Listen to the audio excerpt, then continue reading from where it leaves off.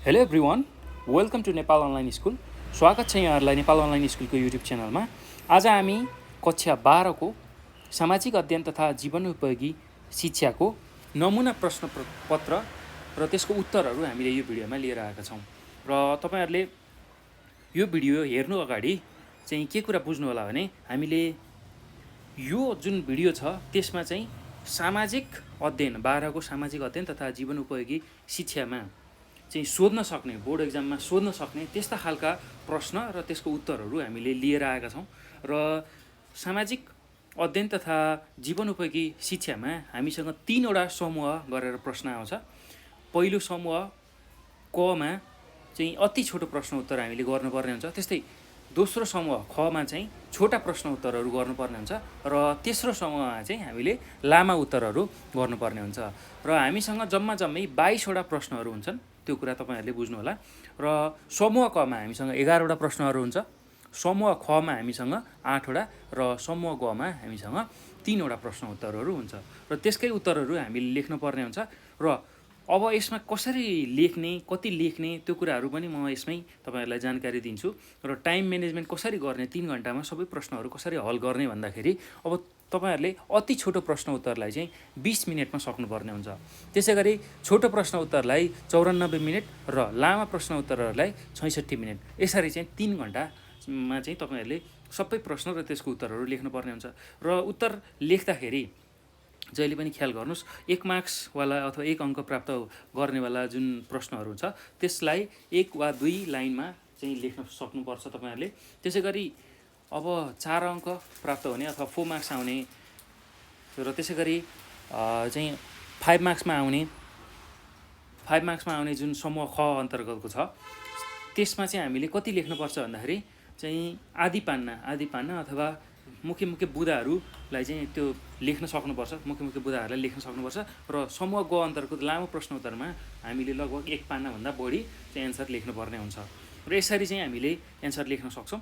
र हामीले चाहिँ विशेष गरेर यो भिडियोमा चाहिँ के फोकस गर्छौँ भन्दाखेरि प्रश्नको उत्तर कसरी लेख्ने र के उत्तरहरू लेख्ने त्यो नमुना पत्र हामीलाई यहाँ दिएको छ र त्यसको उत्तरहरू कसरी लेख्ने र उत्तरहरूमा के समावेश गर्ने त्यो कुराहरू हामीले यसमा हेर्छौँ। र मैले चाहिँ यहाँ प्रश्नसहित उत्तरहरू पनि लिएर आएको छु ताकि तपाईहरुलाई हेर्न सजिलो होस्, पढ्न सजिलो होस्, बुझ्न सजिलो होस् भनेर। र यसलाई ध्यानपूर्वक तपाईहरुले चाहिँ हेर्नुभयो भने तपाईको आउँदै गरेको जुन कक्षा 12को सामाजिक अध्ययन तथा जीवनोपयोगी शिक्षा छ त्यसलाई फेस गर्न एकदमै सजिलो हुन्छ। र यसबाट तपाईहरुले राम्रोसँग तयारी चाहिँ गर्न सक्नुहुन्छ यही भिडियोलाई हेरेर। र यही भिडियोकै आधारमा हामीले धेरै सेटहरू गराउँछौँ। त्यो सेटहरू तपाईहरुले नछुटाइकन चाहिँ सबै सेटहरू पढ्नुभयो भने पक्कै पनि तपाईको 12को सामाजिक अध्ययनको जाँच एकदमै राम्रो हुन्छ है त। ल, यति कुरा मैले तपाईहरुको जानकारीलाई गराएँ। अब हामी प्रश्न र त्यसको उत्तरहरू तर्फ लागौँ है त। र सुरुमा हाम्रो समूह क अन्तर्गतको अति छोटो प्रश्न उत्तरहरू छ र त्यो प्रश्नको उत्तरहरू अब हामी हेर्दै जान्छौँ, बुझ्दै जान्छौँ है त। के कुराहरू चाहिँ हामीले लेख्न पर्ने रहेछ, के कुराहरू समावेश गर्नुपर्ने रहेछ, हो त्यही कुराको बारेमा अब हामी छलफल गर्छौँ है त। ल, अब पहिलो हाम्रो प्रश्न के रहेको छ, प्रश्न नम्बर 1 मा भन्दा जीवन उपयोगी शिक्षा भन्नाले के बुझिन्छ भनेर प्रश्नले सोधेको छ। ल, अब यसको उत्तरमा हामीले के लेख्न सक्छौँ भन्दाखेरि मानव जीवनका लागि आवश्यक एवं उपयोगी सिपहरूलाई जीवन उपयोगी सिप भनिन्छ। ल हेर्नुहोस् त, सुरुमा हामीले सिपको बारेमा व्याख्या गऱ्यौँ र यही सिप अथवा यही जीवन उपयोगी सिप सिकाउने शिक्षालाई नै मानव जीवनको लागि उपयोगी शिक्षा भन्ने बुझिन्छ भनेर हामीले लेख्न सक्छौँ है त। ल, मानव जीवनका लागि आवश्यक एवं उपयोगी सिपहरूलाई जीवन उपयोगी सिप भनिन्छ र यही जीवन उपयोगी सिप सिकाउने शिक्षा नै जीवन उपयोगी शिक्षा हो भनेर यसरी तपाईहरुले उत्तर लेख्न सक्नुहुन्छ है त। एकदम सजिलो छ यसको उत्तर, तपाईहरुले पढेकै कुराबाट चाहिँ तपाईहरुलाई सोध्ने हो परीक्षामा।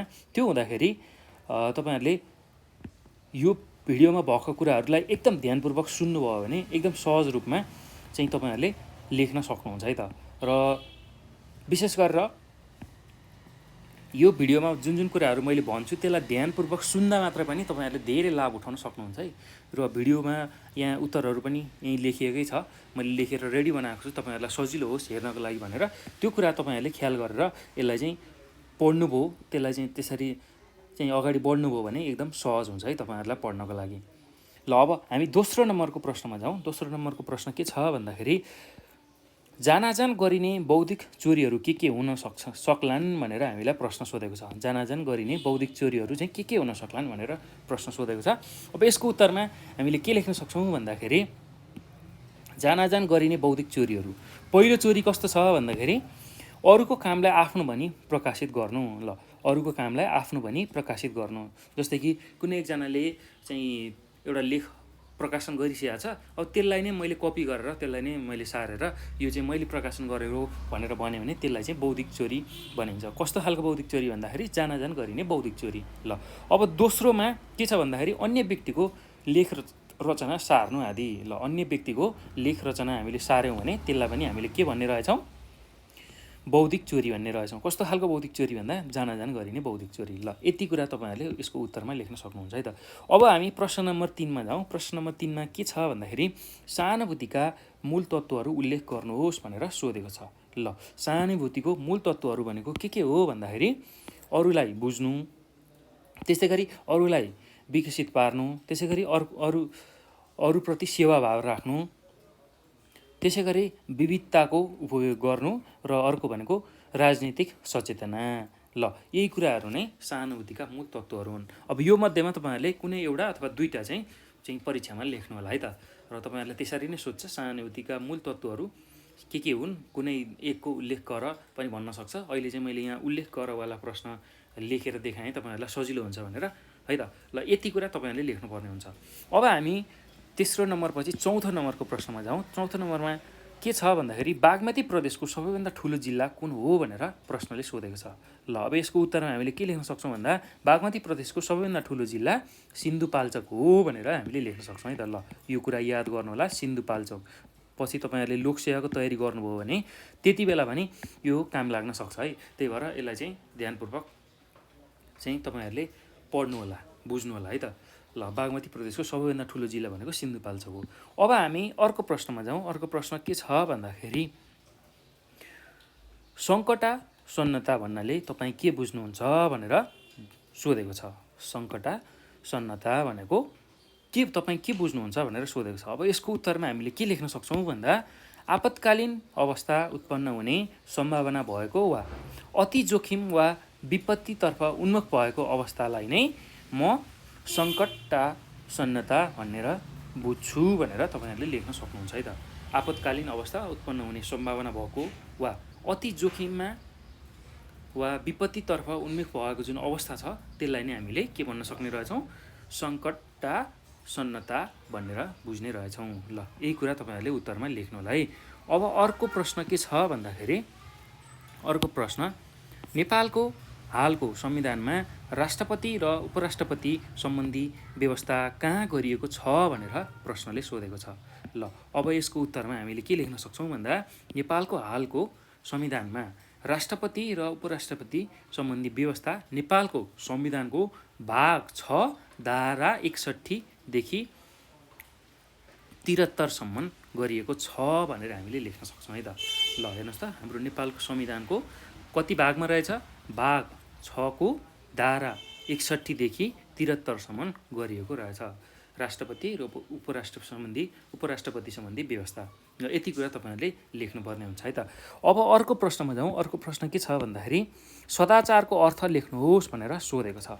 ल अब यसको उत्तरमा हामीले के लेख्न सक्छौँ भन्दाखेरि सदाचारको अर्थ राम्रो आचरण वा सद्व्यवहार हो जसले परिवार, समाज, राष्ट्र र विश्व परिवेशमा शान्ति, सहकार्य, विकास र सुशासनको वातावरण सिर्जना गर्छ भनेर यसरी यसको उत्तर लेख्न सकिन्छ है त। ल अब यो पछि हामी प्रश्न नम्बर 8मा जाउँ। प्रश्न नम्बर 8मा के छ भन्दाखेरि जोन फ्राइडम्यान सन् 2002 का अनुसार सहरीकरणको परिभाषा लेख्नुहोस् भनेर सोधेको छ। ल अब जोन फ्राइडम्यान भन्ने मान्छेले चाहिँ सहरीकरणको कस्तो खालको परिभाषा दिएका छन् त्यही कुरा हामीले लेख्नुपर्ने छ। यसको उत्तरमा हामीले के लेख्न सक्छौँ भन्दा जोन फ्राइडम्यान 2000 का अनुसार सहरीकरण भन्नाले जनसङ्ख्या, आर्थिक क्रियाकलाप र सहरी जीवनशैलीमा सामाजिक सांस्कृतिक सहभागितालाई जनाउँछ भनेर हामीले यसको उत्तर लेख्न सक्छौँ। त्यसै गरी अब अर्को प्रश्न छ अर्को प्रश्नमा के छ भन्दा नेपालको कानुनले विवाहको उमेर कति वर्ष तोकेको छ भनेर प्रश्नले सोधेको छ। अब यसको उत्तर हुन्छ नेपालको कानुनले विवाहको उमेर 20 वर्ष तोकेको छ भनेर हामीले लेख्न सक्छौँ है त। ल अब अर्को प्रश्नमा जाउँ। अर्को प्रश्न के छ भन्दा सुरक्षित आप्रवासन भन्नाले के बुझिन्छ भनेर प्रश्नले सोधेको छ। अब यसको उत्तरमा हामीले के लेख्न सक्छौँ भन्दा सुरक्षित आप्रवासन भन्नाले आप्रवासी कामदारहरूको आप्रवासन प्रक्रियाका साथै सबै चरणहरू चाहिँ जस्तै कि आपत्ति अथवा उत्पत्ति स्रोत वा मूल, तिनीहरूको उत्पत्ति कहाँ भयो त्यो उत्पत्ति स्रोत, त्यसै गरी परागमन कहाँबाट आए, कता जाँदैछन्, त्यसै गरी गन्तव्य देशहरूमा आइपर्ने सम्भावित जोखिमबाट सुरक्षित रहने क्षमतालाई बुझाउँछ भनेर हामीले लेख्न सक्छौँ।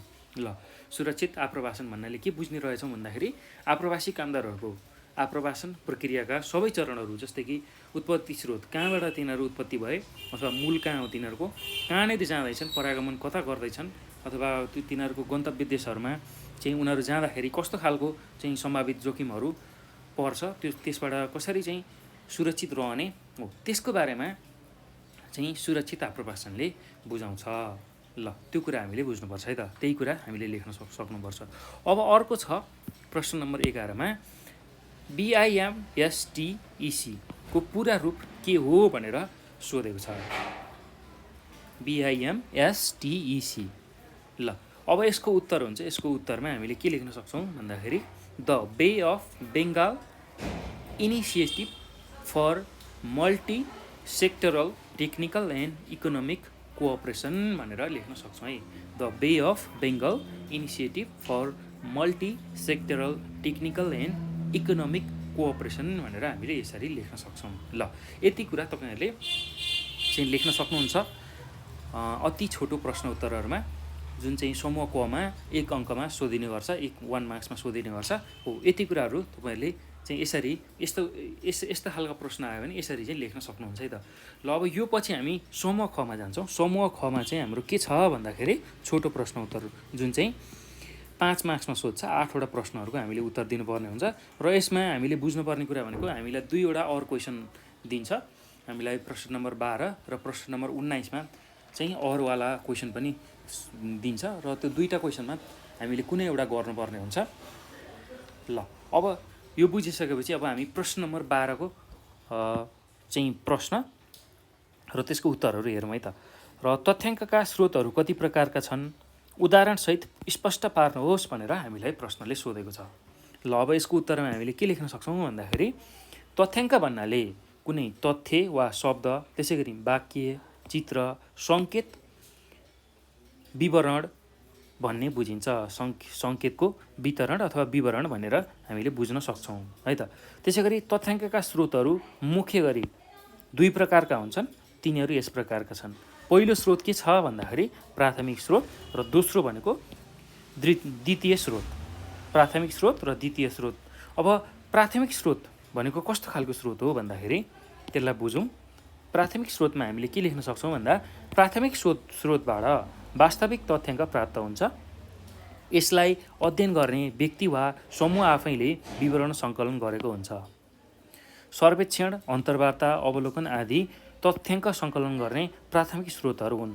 प्राथमिक तथ्याङ्क सङ्कलन गर्ने कार्यमा बढी समय, परिश्रम र लगानी चाहिँ खर्च हुन्छ भनेर हामीले लेख्न सक्छौँ। ल जुन ठाउँबाट चाहिँ हामीले तथ्य अथवा डेटा लिन्छौँ त्यो डेटा लिने चाहिँ त्यो व्यक्ति अथवा समूहलाई चाहिँ हामीले चाहिँ प्राइमरी सोर्स अथवा प्राथमिक स्रोत भनेर भन्छौँ है। तथ्याङ्कको जुनसुकै डेटा लिनु पर्यो अथवा तथ्य विवरणहरू लिनु पर्यो भने सुरुमा जुन व्यक्ति अथवा समूहले त्यसलाई त्यो डाटा अथवा तथ्यलाई लिन्छ हो त्यसलाई चाहिँ हामीले प्राथमिक स्रोत भनेर भन्छौँ। तिनीहरूबाट सङ्कलन भएको तथ्याङ्कलाई हामी प्राथमिक स्रोत भनेर भन्छौँ। जस्तै कि अब कुनै सर्वे अथवा सर्वेक्षण गर्नुपर्ने होला, कुनै इन्टरभ्यू अथवा अब्जर्भेसन गर्नुपर्ने होला हो, त्योबाट आएको डेटालाई हामी प्राथमिक सोर्स भनेर भन्छौँ है, प्राइमरी सोर्स भनेर भन्छौँ। ल त्यो कुरा तपाईँहरूले बुझ्नु होला।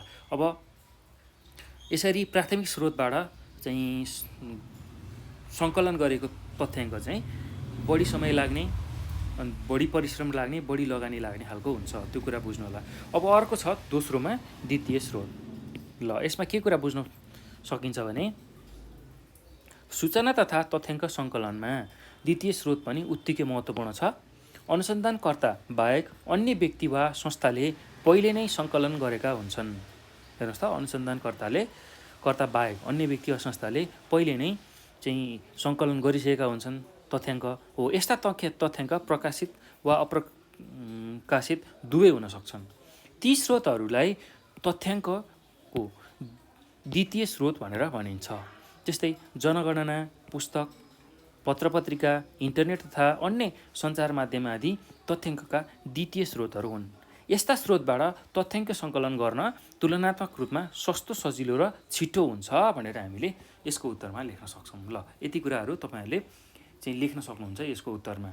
अब हामी अर्को प्रश्नमा जाउँ। अर्को प्रश्न के छ भन्दाखेरि प्रश्न नम्बर 12मा क्वेसनमा अर्को प्रश्न सोध्ने गर्छ र हाम्रो प्रश्न अहिले कस्तो छ भन्दाखेरि नेपालको संविधानमा उल्लेखित बौद्धिक चोरी सम्बन्धी कानुन व्यवस्था उल्लेख गर्नुहोस् भनेर सोधेको छ। हाम्रो देशको संविधानमा बौद्धिक चोरी सम्बन्धी कस्तो खालको कानुनी व्यवस्था छ त्यसलाई हामीले लेख्नुपर्ने छ। ल अब त्यसमा हामीले के कुराहरू लेख्न सक्छौँ भन्दाखेरि नेपालको संविधानको धारा 25मा बौद्धिक सम्पत्ति लगायत अन्य सम्पत्ति आर्जन गर्ने, भोग गर्ने, बेचबिखन गर्ने, व्यावसायिक लाभ प्राप्त गर्ने अधिकारको व्यवस्था गरिएको छ। त्यस्तै प्रतिलिपि अधिकार ऐन 2059ले किताब, पर्चा, लेख, शोधपत्र, नाटक, गीत, सङ्गीत, श्रव्य, दृश्य, रचना, त्यसै गरी आर्किटेक्चरल डिजाइन, चित्रकला, कम्प्युटर प्रोग्राम लगायतका सिर्जनालाई रचना भनी परिभाषित गरेको छ। सो ऐनको दफा 27ले यस्ता रचना अनुपयुक्त तरिकाले प्रयोग गरेमा यस्तो व्यक्तिलाई कसुरको मात्रा अनुसार 10,000 देखि 10 लाखसम्म जरिवाना वा 6 महिनासम्म कैद वा दुवै सजाय हुने व्यवस्था गरेको छ। यसबाहेक यस्तो कार्य गर्ने व्यक्तिबाट प्रतिलिपि अधिकार प्राप्त व्यक्तिलाई परेको नोक्सानीको क्षतिपूर्ति समेत भरपाई दिनुपर्ने व्यवस्था गरिएको छ भनेर हामीले लेख्न सक्छौँ है त। ल यति कुराहरू हामीले चाहिँ यसको उत्तरमा लेख्न सक्छौँ। बौद्धिक चोरी सम्बन्धी संविधानमा व्याख्या गरिएको कुराहरू यति नै हुन्। ल त्यो कुरा तपाईँहरूले लेख्न सक्नुहुन्छ है आफ्नो उत्तरमा। अब अर्को प्रश्नमा जाउँ। प्रश्न नम्बर 13मा। प्रश्न नम्बर 13मा के छ भन्दाखेरि समालोचनात्मक चिन्तनको महत्त्वलाई 5 बुँदामा लेख्नुहोस् भनेर सोधेको छ। ल अब समालोचनात्मक चिन्तनको महत्त्वलाई हामीले लेख्दाखेरि कसरी लेख्छौँ भने व्यवहारिक जीवनमा समालोचनात्मक चिन्तन सिप धेरै महत्त्वपूर्ण हुन्छ। यसका महत्त्वहरू निम्न बुँदामा उल्लेख गर्न सकिन्छ। अब पहिलो बुँदामा के लेख्न सकिन्छ भने यसको महत्त्वमा कुनै मुद्दा वा समस्याको वास्तविक निष्कर्षमा पुग्न चाहिँ समालोचनात्मक चिन्तन आवश्यक पर्छ। त्यस्तै गरेर परिस्थिति अनुकूल विभिन्न सिद्धान्त, परिभाषा, कानुन लगायतका कुराहरू निश्चित गर्न पनि यो आवश्यक पर्छ।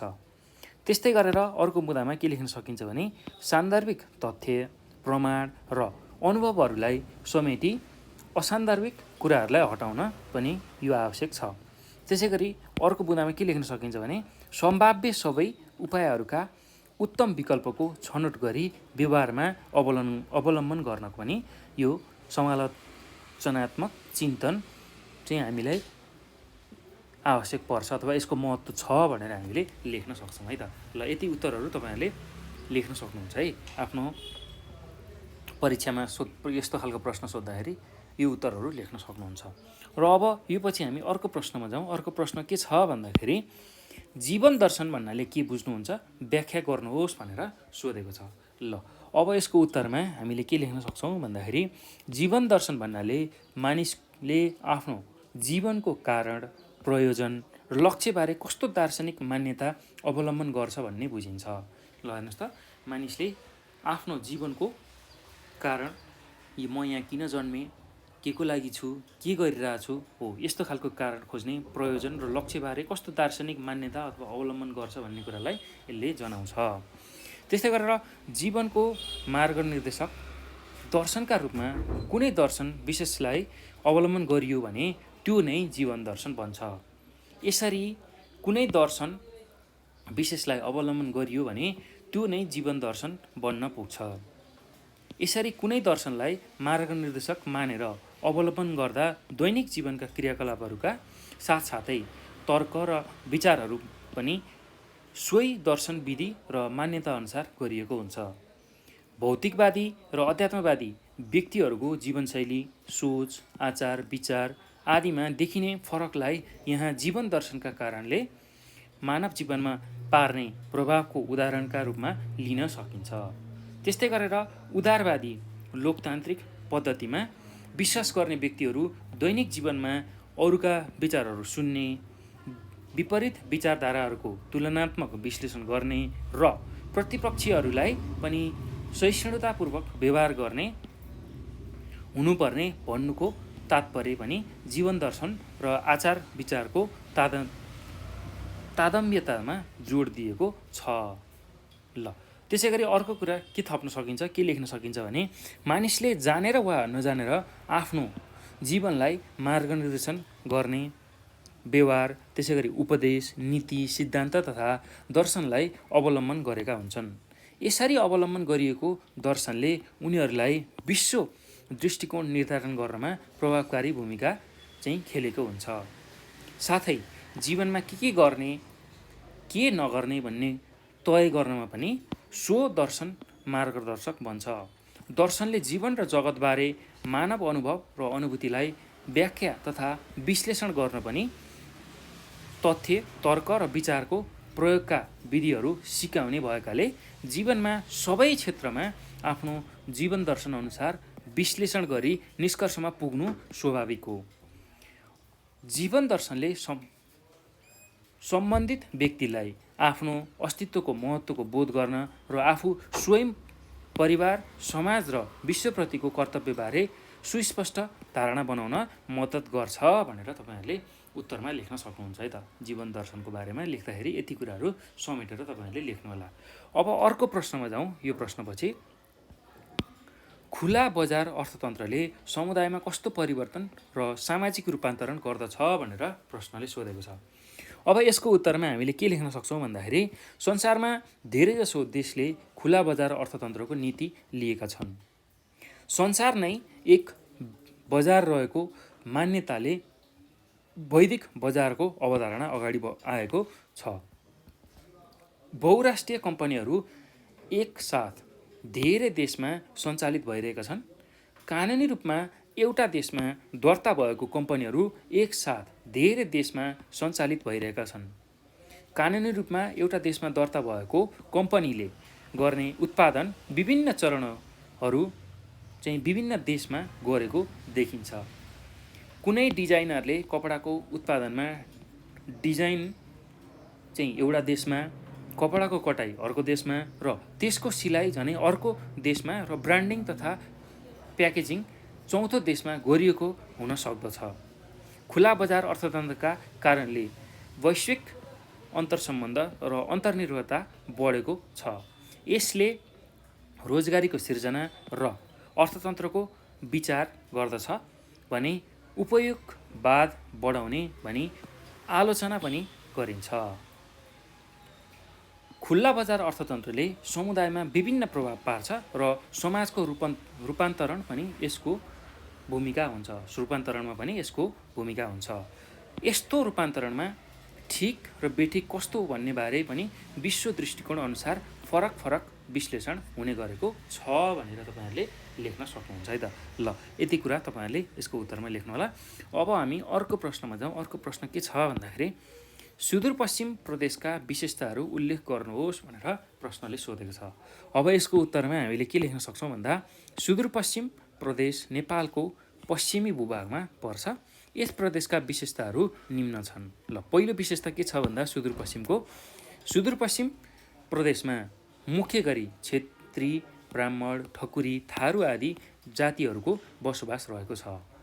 त्यसै गरी दोस्रो बुँदामा के लेख्न सक्नुहुन्छ भने सुदूरपश्चिम प्रदेशमा हिन्दू धर्मावलम्बी, त्यसै गरी तिनीहरूको मात्रा चाहिँ सबैभन्दा बढी र अन्य बौद्ध, इसाई, इस्लाम जातिहरूको बसोबास पनि रहेको छ।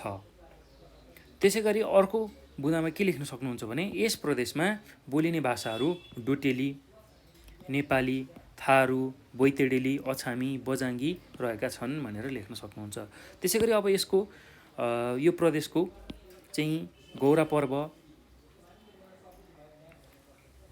बडा काइतबार, त्यसै गरी दसैँ तिहार जस्ता पर्वहरू चाहिँ यो प्रदेशमा मनाइन्छ भनेर हामीले लेख्न सक्छौँ। त्यस्तै अब यहाँको धार्मिक स्थलहरूमा उग्रतारा, त्रिपुरा सुन्दरी, शैलेश्वरी, बडीमालिका, बैजनाथ आदि पर्छन् भनेर हामीले लेख्न सक्छौँ। त्यसै गरी अर्को बुँदामा के लेख्न सकिन्छ भने यस प्रदेशका मुख्य बाली भनेको धान, मकै, गहुँ, कोदो, आलु, दाल, तेलन आदि हुन् भनेर हामीले लेख्न सक्छौँ। त्यसै गरी अर्को बुँदामा के लेख्न सकिन्छ भने सुदूरपश्चिम प्रदेशको महत्त्वपूर्ण पर्यटकीय स्थल भनेको शुक्लाफाँट हो भने अन्य पर्यटकीय स्थलहरूमा बुढीनन्दा, सुरुबा सरोवर, त्यसै गरी सुरुबा सरोवर ताल, पाताल, भूमेश्वर, दोगडा केदार, घोडागढी ताल, अजय मेरुकोट, त्यसै गरी अपिसय पालिमाल, अमरगढी, बडीमालिका, रामारोसन क्षेत्रहरू पनि पर्छन् भनेर हामीले लेख्न सक्छौँ। त्यसै गरी अब यो प्रदेशको चाहिँ नदीनालाहरूमा के पर्छ भन्दा सेती, चौलानी, बुढीगङ्गा र महाकाली नदीहरू चाहिँ यो प्रदेशमा पाइन्छ र यसबाट चाहिँ जलविद्युत उत्पादनको सम्भावना पनि रहेको छ भनेर हामीले लेख्न सक्छौँ है त। ल यति कुराहरू चाहिँ तपाईँहरूले सुदूरपश्चिम चाहिँ प्रदेशको विशेषतामा लेख्नुपर्ने हुन्छ। यति कुराहरू तपाईँहरूले समावेश गरेर लेख्नुपर्ने हुन्छ है त। ल अब यो पछि हामी अर्को प्रश्नमा जाउँ। अर्को प्रश्न के छ भन्दाखेरि विपदका 3 चरण उल्लेख गर्दै व्याख्या गर्नुहोस् भनेर प्रश्नले सोधेको छ। अब यसमा कसरी लेख्न सकिन्छ उत्तर भन्दाखेरि सामान्यतया विपद पूर्वको तयारी, विपद आउनुभन्दा अगाडिको तयारी, त्यसै गरी विपदका समस्या खोज तथा उद्धार र विपदपक्षी राहत तथा पुनर्स्थापना कार्य गरी चाहिँ विपदका 3 चरणहरू रहेका छन्। विपद पूर्वको अवस्था भनेको विपद आउनुभन्दा अगाडिको अवस्था, त्यसै गरी विपदको अवस्था र विपद पछाडिको अवस्था हो। यो 3वटा चाहिँ मुख्य चाहिँ विपदका चरणहरू हो। यसैलाई हामीले व्याख्या गर्नुपर्ने छ। अब कस्तो हो त विपद पूर्वको अवस्था, त्यसलाई बुझौँ है त। त्यसमा के कुराहरू समावेश गर्न सकिन्छ, के कुराहरू लेख्न सकिन्छ भन्दा यस अवस्थामा भविष्यमा आउन सक्ने विपदबाट मानवीय, भौतिक र वातावरणीय क्षतिको सम्भावनालाई कम गर्न अपनाइने कार्य पर्दछन्। यस चरणमा भूकम्प प्रतिरोधी घर बनाउने, नदी किनारमा बाढी रोकथामका लागि टेवा पर्खाल लगाउने, त्यसै गरी भिरालो जग्गामा पानीको बहावलाई रोकथाम गर्नका लागि बाँस जस्ता सजिलै उपलब्ध सामग्रीको प्रयोग गरी पर्खाल बनाउने, वन विनाशलाई रोक्ने, वृक्षारोपण गर्ने आदि पूर्व तयारी कार्यहरू गर्न सकिन्छ। ल यति कुरा तपाईँहरूले लेख्न सक्नुहुन्छ विपद पूर्वको अवस्थामा। अब विपदको अवस्थामा के लेख्न सकिन्छ भन्दाखेरि यस अवस्थामा विपदमा परेका पीडितहरू र जनजनको क्षतिलाई जोगाउन तत्काल गरिने उद्धार र प्रतिकार्यहरू पर्दछन्। यी कार्यहरूमा जनजनको क्षति कम गर्न अल्पकालीन राहत सेवा, विपद प्रभावित व्यक्तिहरूको उद्धार र संरक्षण गरिन्छ। पुनर्स्थापना र पुनर्निर्माण कार्यहरू पनि पर्छन्। यो अवस्थाको मूल उद्देश्य विपदमा परेका व्यक्तिहरूको उद्धार, तत्कालीन आवश्यकताका वस्तुहरूको आपूर्ति र भौतिक र मानवीय क्षति एवं पीडालाई कम गर्ने उपायहरू पर्दछन् भनेर हामीले लेख्न सक्छौँ है त। ल अब त्यसै गरी अर्को तेस्रो बुँदामा के लेख्न सकिन्छ भन्दाखेरि विपद पछाडिको अवस्थामा के गर्न सकिन्छ भन्दा विपद पछाडि पुनर्निर्माणको अवस्था आउँछ र यो अवस्थामा विपदबाट भएको गम्भीर क्षतिलाई सम्बोधन गर्ने योजना निर्माण र कार्यान्वयनलाई समावेश गरिन्छ। यस चरणमा क्षतिका विवरणहरू सङ्कलन गर्ने, भत्किएका संरचनाहरूको निर्माण, त्यसै गरी पुनर्निर्माण र जीर्णोद्धार र साधन स्रोत व्यवस्थापन, साझेदारी निर्माण जस्ता कार्यहरू पर्छन् भनेर हामीले लेख्न सक्छौँ। ल यति कुराहरू तपाईँहरूले पनि यसको उत्तरको रूपमा लेख्न सक्नुहुन्छ यदि परीक्षामा सोध्यो भने। र हामीले चाहिँ विशेष गरेर परीक्षामा सोध्न सक्ने खालको जुन नमुना प्रश्न पत्रहरू हामीले चाहिँ यो भिडियोमा लिएर आएको छौँ र यो भिडियोलाई अन्तिमसम्म तपाईँहरूले हेर्नुहोला। र यस्तै खालको हामीले धेरै भिडियोहरू लिएर आएका छौँ, त्यो भिडियोहरू कुनै पनि नछुटाइकन चाहिँ तपाईँहरूले हेर्न म अनुरोध गर्छु। त्यो हेर्नुभयो भने अब तपाईँहरूको जुन 12को बोर्डमा सोध्ने क्वेसनहरू छ त्यसमा लगभग हामीले गराएको सेटहरूबाट प्रश्नपत्रहरू चाहिँ पर्ने सम्भावना एकदमै बेसी नै छ। त्यो हुँदाखेरि कुनै पनि सेटलाई नछोडिकन तपाईँहरूले पढ्नु होला है त। ल अब यति कुरा मैले तपाईँहरूलाई भने। अब हामी अर्को प्रश्नमा जाउँ। अर्को प्रश्न के छ भन्दाखेरि कला भन्नाले के बुझ्नुहुन्छ, छोटकरीमा व्याख्या गर्नुहोस् भनेर सोधेको छ। ल अब यसको उत्तरमा हामीले के लेख्न सक्छौँ भन्दा कला रचनात्मक अभिव्यक्ति हो। मानव जातिले आफ्नो सिप, क्षमता, ज्ञानलाई जीवन र जगतमा उपयोग गर्ने सशक्त औजार कला हो। कला मानव मन र मस्तिष्कको सृजनात्मक पक्षको अभिव्यक्ति हो। सुसंस्कृत अर्थात् सभ्य समाज निर्माणका लागि पनि यो अथवा यसको अहम भूमिका रहन्छ। समाजको सांस्कृतिक रूपमा कलालाई लिन सकिन्छ। नेपालमा परापूर्वकालदेखि नै कलाको विकास भएको पाइन्छ। नेपालभित्र पुर्खाले आर्जेको सिपगत ज्ञानका आधारमा रचिएका कलादेखि अहिले चलनचल्तीमा रहेका कलाका विभिन्न शैली र चिन्तनलाई समेत आत्मसात गरेको कलालाई नेपाली कलाका रूपमा बुझ्नुपर्छ। हाल नेपालमा परम्परागत कला, लोककला, समसामयिक लगायतका कला, त्यसै गरी चलनचल्तीमा यस्ता खालका कलाहरू रहेका छन्। परम्परागत कला अन्तर्गत पैबा, थाङ्का, मूर्तिकला रहेका छन्। त्यसै गरी लोककला अन्तर्गत नेपालका विभिन्न समुदाय तथा जातले परम्परादेखि बनाएका कला पर्दछन्। मिथिला, थारू, अवधी, पर्वते, खाम, किराँत, तामाङ, नेवारी, दनुवार, मगधी, सतार, मेचे लगायत विभिन्न जातजातिले बनाउने कला चाहिँ पर्दछन्। त्यस्तै समसामयिकतर्फ आधुनिक कालका विभिन्न शैली र चिन्तनमा रचिएका कलाहरू पर्दछन्। चित्र, मूर्ति, प्रतिस्थापना कला, त्यसै गरी performance art, video art, photography लगायतका सृजनात्मक विधाका रूपमा चाहिँ कलालाई लिन सकिन्छ अथवा यस्तो खालको विधा चाहिँ यसमा पर्छन् भनेर हामीले उत्तर लेख्न सक्छौँ है त। ल यति कुरा तपाईँहरूले लेख्नु होला आफ्नो परीक्षामा यो प्रश्न यस्तो खालको प्रश्न सोध्यो भने। अब हामी त्यसपछि समूह खको अन्तिम प्रश्नको रूपमा रहेको 19 नम्बरको प्रश्नलाई हेर्दैछौँ। सामाजिक रूपान्तरणका कुनै 5 विशेषता उल्लेख गर्नुहोस् भनेर चाहिँ हामीलाई सोधेको छ। सामाजिक रूपान्तरणका कुनै 5वटा विशेषता हामीले लेख्नुपर्ने छ। ल अब यसको उत्तरमा हामीले के लेख्न सक्छौँ भन्दाखेरि सामाजिक रूपान्तरणका विशेषताहरू। ल पहिलो विशेषता के छ भन्दा यो विश्वव्यापी प्रक्रिया हो। विश्वका सबै समाज परिवर्तनशील हुन्छन्। सामाजिक रूपान्तरण भन्ने बित्तिकै यो विश्वव्यापी प्रक्रिया हो। विश्वका सबै समाज परिवर्तनशील हुन्छन्। ल त्यस्तै गरी दोस्रो बुँदामा हामीले के लेख्न सक्छौँ भने रूपान्तरणका स्वरूपहरू एकै प्रकारका हुँदैनन्।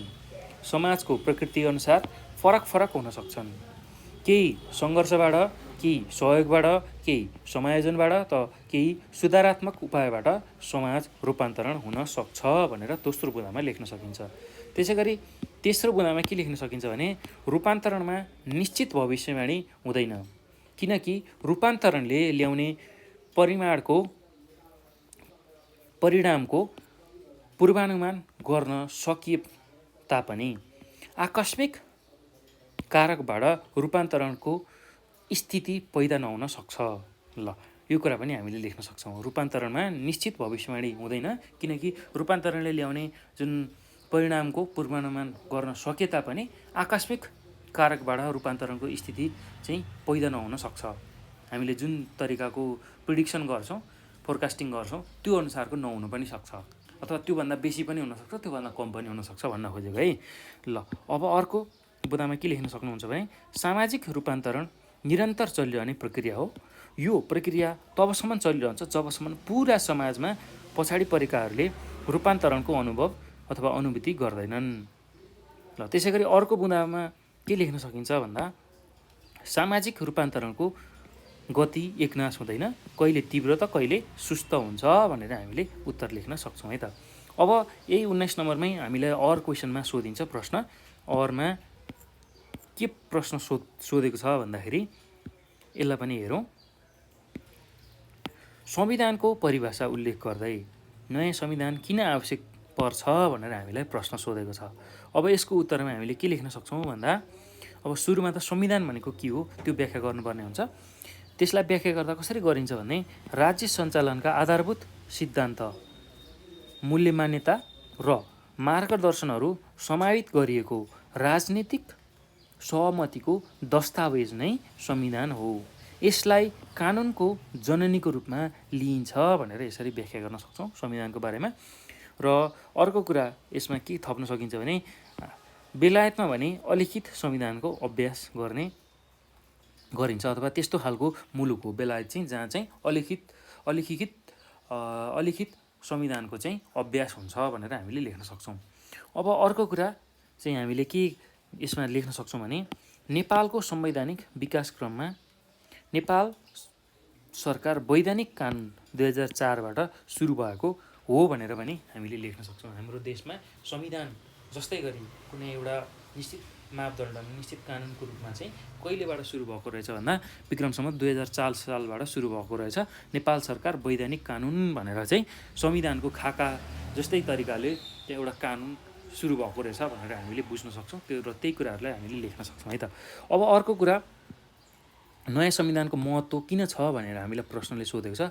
त्यसमा हामीले के कुराहरू चाहिँ समावेश गर्न सक्छौँ भन्दाखेरि हामीलाई पहिलो आवश्यकता किन रहेछ भन्दा नयाँ परिवर्तनलाई आत्मसात गर्न, त्यस्तै विभिन्न आन्दोलन अथवा क्रान्तिको सफलताको प्रतीकको रूपमा हेर्न, त्यसै गरी नयाँ शासन प्रणालीलाई स्वीकार गर्न, त्यसै गरी उपनिवेशबाट स्वतन्त्र भएको महसुस गर्न र नयाँ व्यवस्था लागू गर्न चाहिँ हामीलाई नयाँ संविधानको चाहिँ आवश्यक पर्ने रहेछ, त्यसको महत्त्व पर्ने रहेछ भनेर हामीले लेख्न सक्छौँ। ल अब यो सँगसँगै हामीले समूह खको प्रश्न उत्तरहरू सबै हेऱ्यौँ बुझ्यौँ र अब हामी समूह ग अन्तर्गतको प्रश्न उत्तरहरू हेर्दैछौँ है त। समूह गमा चाहिँ हामीलाई लामो प्रश्नहरू सोध्छ। लामो प्रश्नको उत्तर हामीले दिनुपर्ने हुन्छ। हामीसँग चाहिँ 3टा प्रश्नहरू हुन्छ र प्रत्येक प्रश्न चाहिँ 8 अङ्कको हुन्छ र 24 अङ्क यसबाट चाहिँ जम्मी प्राप्त हुन्छ। अब पहिलो प्रश्न कस्तो खालको हुनसक्छ भन्दाखेरि सृजनात्मक चिन्तनका विशेषता उल्लेख गर्दै प्रक्रियाका चरणहरू व्याख्या गर्नुहोस्। अब यसको उत्तरमा हामीले के लेख्न सक्छौँ भन्दा अब सृजनात्मक चिन्तन भनेको के हो पहिला त्यसलाई व्याख्या गर्नु पर्यो र त्यसको विशेषताहरू के हो त्यसलाई हामीले बुँदागत रूपमा लेख्दै जानु पर्यो है त। अब त्यसमा के लेख्न सकिन्छ सुरुमा भन्दा सृजनात्मक चिन्तन भनेको कुनै नयाँ वस्तु, विचार, अवधारणा वा काम गर्ने प्रक्रियामा नयाँपन ल्याउने कार्य हो। सृजनात्मक चिन्तनको विशेषताहरूलाई निम्नअनुसार उल्लेख गर्न सकिन्छ। अब यसको विशेषता पहिलो विशेषता भनेको के हो भन्दाखेरि जिज्ञासु र खुल्लापनलाई बढावा दिन्छ। त्यस्तै दोस्रोमा व्यक्तिलाई सिकाइ र सिर्जनाप्रति अभिरुचि जगाई खुसी र आनन्द तुल्याउँछ। त्यस्तै गरेर तेस्रोमा सोचाइ र चिन्तनमा विविधता ल्याउँछ। त्यसै गरी चौथोमा व्यक्तिको जोखिम वहन गर्ने क्षमताको वृद्धि गर्छ। त्यसै गरी अर्को भनेको काममा नयाँ परिवर्तन ल्याउन मद्दत गर्छ। त्यसै गरी अर्को भनेको कल्पनाशीलतालाई जोड दिन्छ हो। यति कुराहरू चाहिँ तपाईहरुले सृजनात्मक चिन्तनको विशेषताको रूपमा लेख्न सक्नुहुन्छ है त। अब यसमा अझै कुराहरू के कुराहरू थप्न सकिन्छ भन्दाखेरि सबै सृजनात्मक चिन्तन भएका मानिसका आफ्नै सोच्ने तरिका र प्रक्रियाहरू हुन्छन्। यद्यपि ती सबै मुख्यतः तत्त्वका 5 चरणमा कार्य गर्छन् र ती चरणमा कार्य गर्दै अथवा एकपछि अर्को गर्दै यसरी नवीन विचार, वस्तु वा अवधारणा चाहिँ सिर्जना हुन पुग्छ भनेर हामीले लेख्न सक्छौँ। अब सृजनात्मक चिन्तनका प्रक्रियाका चरणहरू हामीलाई सोधेको छ। अब यसमा हामीले के कुराहरू लेख्न सक्छौँ भन्दाखेरि सृजनात्मक चिन्तनका प्रक्रियाका चरणमा पहिलो चरण भनेको तयारी चरण हो र यसमा हामीले के कुराहरू समावेश गर्छौँ भन्दा कुनै सृजनात्मक यात्राको सुरुवातका लागि तयार गरेर चाहिँ त्यो सृजनात्मक जुन चिन्तन छ त्यो कुराहरू गरिन्छ। कुनै सृजनात्मक यात्राको सुरुवात यसका लागि तयार गरेर चाहिँ गर्ने गरिन्छ। यस चरणमा आवश्यक सामग्री व्यवस्था गरिन्छ तयारी चरणमा। त्यस्तै अनुसन्धान, मस्तिष्क मन्थन आदि गरेर आफूलाई लागेका सबै विकल्पहरू, विचारहरू गरिन्छ। अन्तमा आफ्नो ज्ञान र अनुभवका आधारमा एउटा योजना तयार गरिन्छ भनेर तयारी चरणमा हामीले लेख्न सक्छौँ है, सृजनात्मक चिन्तनको प्रक्रियाको चरणमा। त्यस्तै गरी दोस्रो चरण भनेको हाम्रो के पर्छ भन्दा विकासको चरण। ल यसमा के कुराहरू समावेश गर्न सकिन्छ भने कुनै सृजनात्मक यात्राको तयारी सकेपछि केही समय त्यो योजनालाई परिपक्व हुन समय दिइन्छ। यस समयमा सृजनाकार अर्कै काम गर्दै समय बिताउँछ। यसै बिचमा त्यो योजना सृजनाकारको दिमागमा विकास भइरहेको हुन्छ भनेर हामीले लेख्न सक्छौँ। अर्को छ तेस्रो चरण भनेको प्रदीप्ति चरण। ल कस्तो हो त यो प्रदीप्ति चरण भन्दाखेरि यस चरणलाई अन्तर्दृष्टि चरण पनि भनिन्छ। सृजनाकारको दिमागमा आश्चर्यजनक रूपमा एकाएक नवीन विचारहरू आउँछ।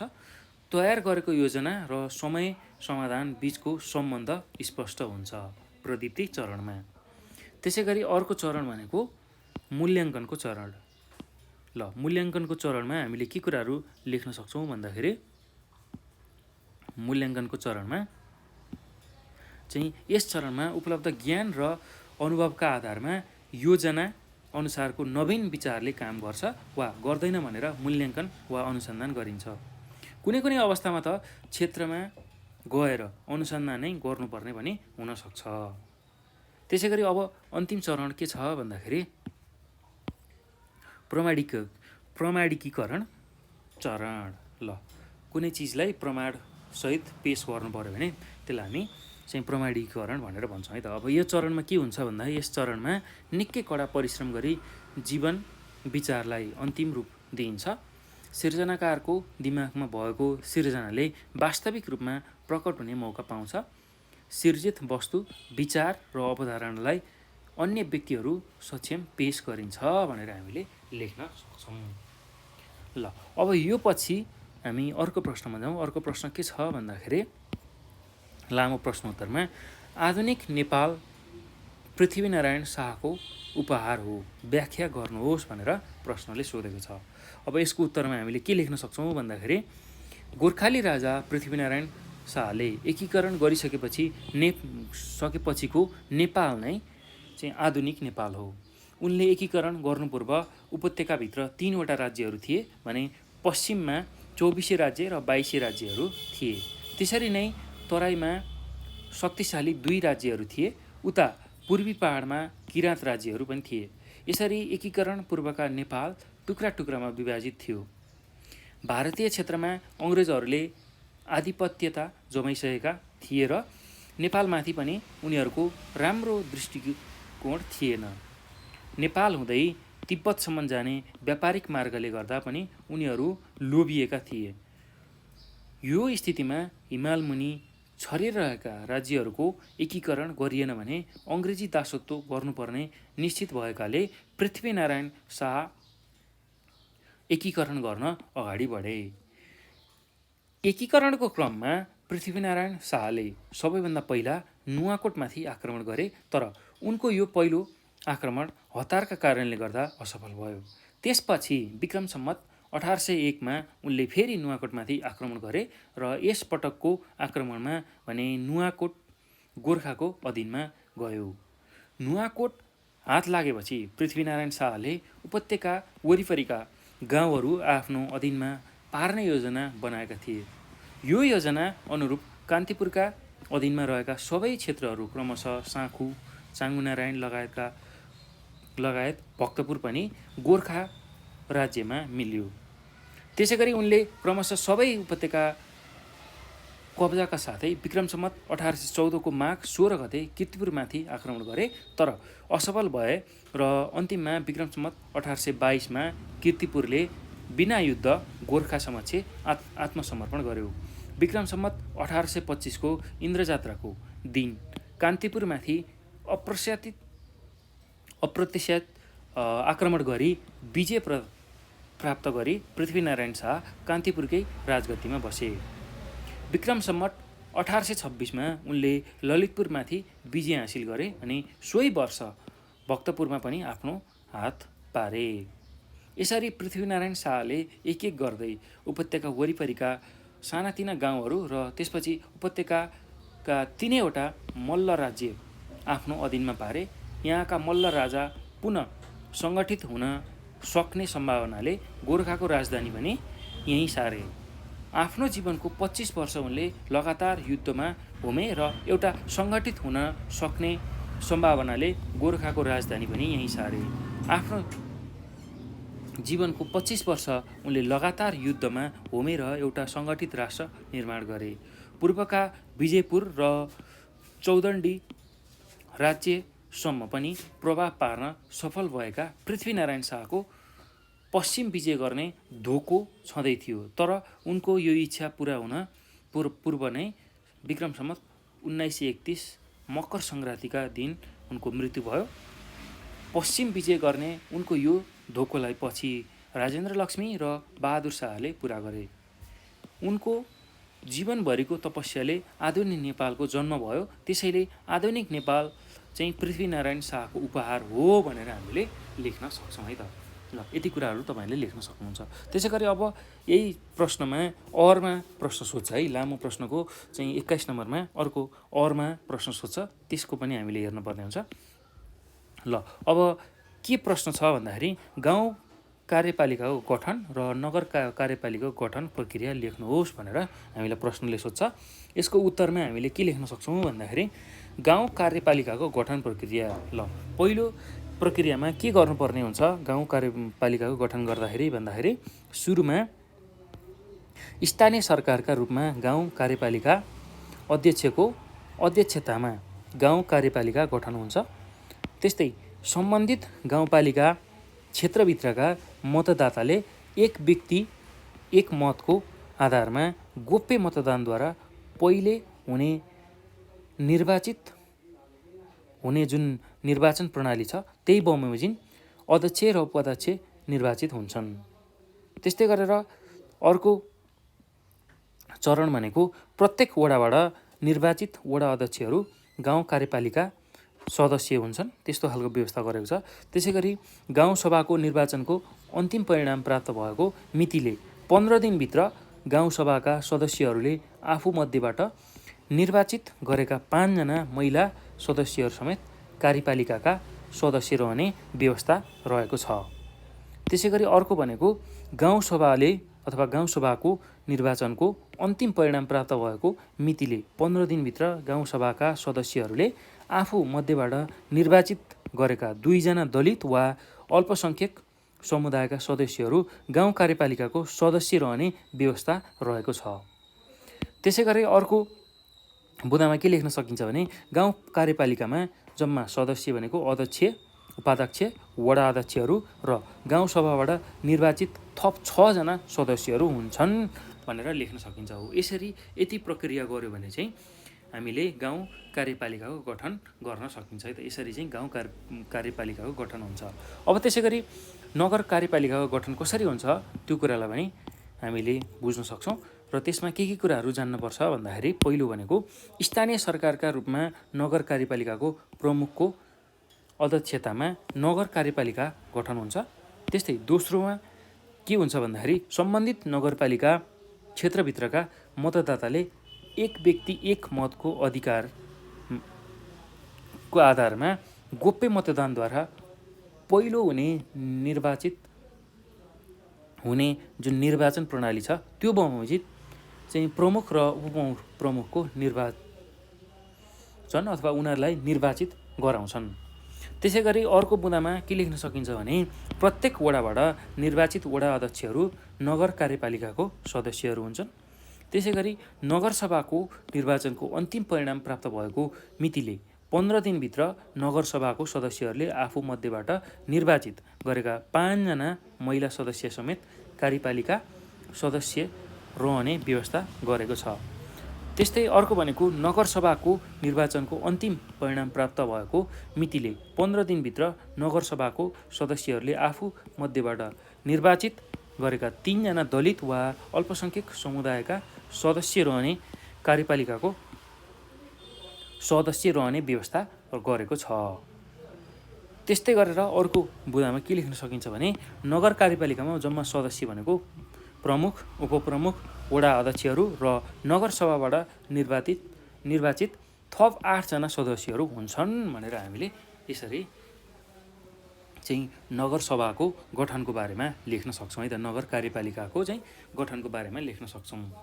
ल अब अर्को अन्तिम प्रश्न चाहिँ के छ भन्दाखेरि नमुना प्रश्न पत्रमा नेपालको संविधानमा उल्लेखित नेपालको विदेश नीतिहरूका आधारमा उल्लेखित गर्दै नेपाल भारत बीचको सामाजिक सांस्कृतिक सम्बन्ध उल्लेख गर्नुहोस् भनेर सोधेको छ। नेपालको संविधानमा उल्लेखित नेपालको विदेश नीतिका आधारहरू के हुन् त्यसलाई उल्लेख गर्नु पर्यो र नेपाल भारत बीचको कस्तो खालको सामाजिक सांस्कृतिक सम्बन्ध छ त्यसलाई पनि हामीले लेख्नुपर्ने छ। अब यसको उत्तरमा हामीले के लेख्न सक्छौँ भन्दा नेपालको संविधानको धारा 51 को उपधारा 9 मा नेपालको विदेश नीतिको बारेमा निम्न 2 कुराहरू उल्लेख गरिएको छ। पहिलो कुरा के छ भन्दाखेरि नेपालको सार्वभौम सत्ता, भौगोलिक अखण्डता, पञ्चशीलको सार्वभौम सत्ता, त्यसैगरी पञ्चशीलको सिद्धान्त, अन्तर्राष्ट्रिय कानुन र विश्व शान्तिको मान्यताका आधारमा राष्ट्रको सर्वोपरि हितलाई ध्यानमा राखी स्वतन्त्र परराष्ट्र नीति सञ्चालन गर्ने। त्यस्तै दोस्रोमा छ विगतमा भएका सन्धिहरूको पुनरावलोकन गर्दै समान र पारस्परिक हितका आधारमा सन्धि सम्झौताहरू गर्ने।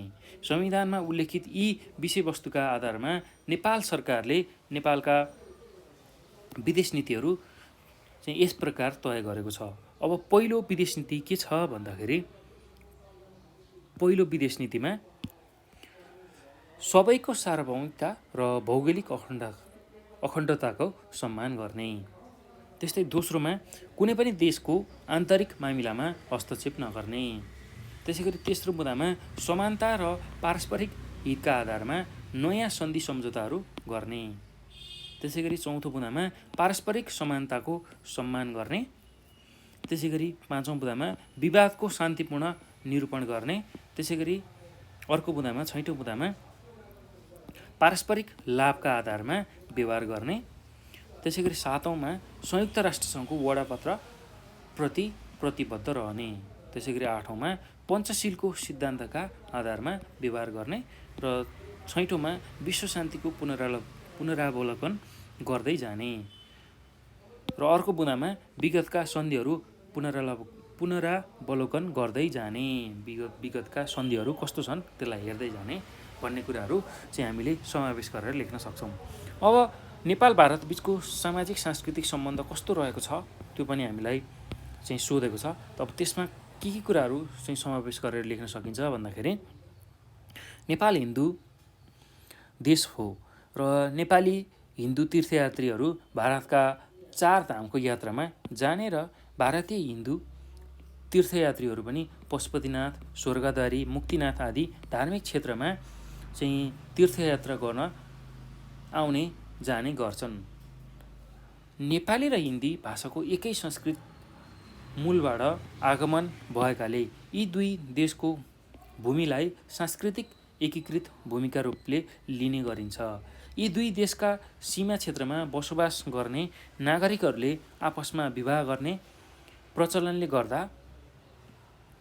यी दुई देशहरूका बीचमा सामाजिक प्रबन्ध अथवा सम्बन्ध प्रगाढ रहेको चाहिँ हामीले पाउँछौँ। हो यही कुराहरूलाई हामीले लेख्न सक्छौँ है त। ल सामाजिक सम्बन्ध अथवा प्रबन्ध चाहिँ प्रगाढ भएको छ भनेर यति कुराहरू चाहिँ हामीले लेख्न सक्छौँ नेपाल भारत बीचको सामाजिक सांस्कृतिक सम्बन्धमा।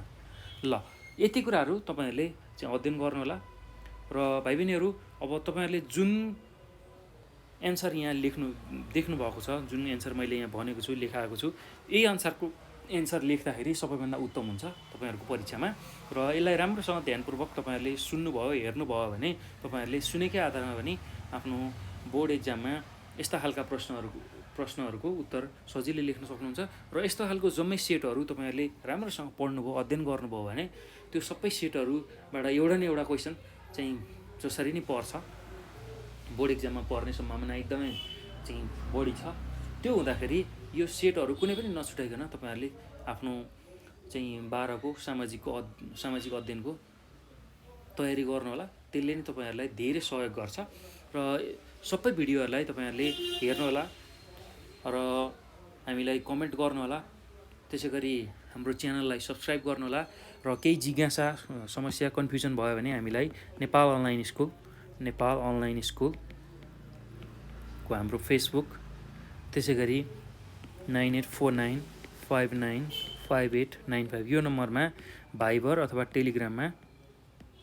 भाइबर टेलिग्राम अथवा वाट्सएपमा पनि हामीलाई मेसेज गर्न सक्नुहुन्छ र हामी तपाईँहरूलाई लागेको कन्फ्युजनहरू चाहिँ हामी क्लियर गर्न कोसिस गर्छौँ। र तपाईँहरूले विशेष गरेर चाहिँ यो भिडियो हेरिसकेपछि आफ्नो साथीहरूलाई सेयर गर्न भने नभुल्नु होला। सबै साथीहरूलाई यसको बारेमा जानकारी दिनु होला र साथसाथै नेपाल अनलाइन स्कुलको युट्युब च्यानललाई पनि सब्सक्राइब गर्न नभुल्नु होला। र यो भिडियो एकदम ध्यानपूर्वक हेरेर आफ्नो परीक्षाको अन्तिम तयारी गर्न सक्नुहुन्छ। र यस्तै खालका मोडल सेटहरू सबै प्र्याक्टिस गरेर जानुभयो भने तपाईँहरूले आफ्नो परीक्षा राम्रो गर्न सक्नुहुन्छ। त्यसैले सबै खालको यस्तै खालका मोडल सेटहरू यो विषय मात्र नभए अन्य विषयका मोडल सेटहरू पनि सजिलै तपाईँहरूले नेपाल अनलाइन स्कुलको युट्युब च्यानलमा पाउनुहुन्छ र त्यसलाई हेरेर त्यसबाट प्र्याक्टिस गरेर चाहिँ आफ्नो परीक्षाको राम्रो तयारी गर्नु होला है त। ल, यति भन्दै म यो भिडियोबाट बिदा हुन्छु र यस्तै खालका सबै भिडियोहरू नछुटाइकन परीक्षाको तयारीको लागि तपाईँहरूले हेर्नु होला र यो भिडियो हेरेर मलाई अन्तिमसम्म साथ दिनुभएकोमा यहाँहरूलाई धेरै धेरै धन्यवाद।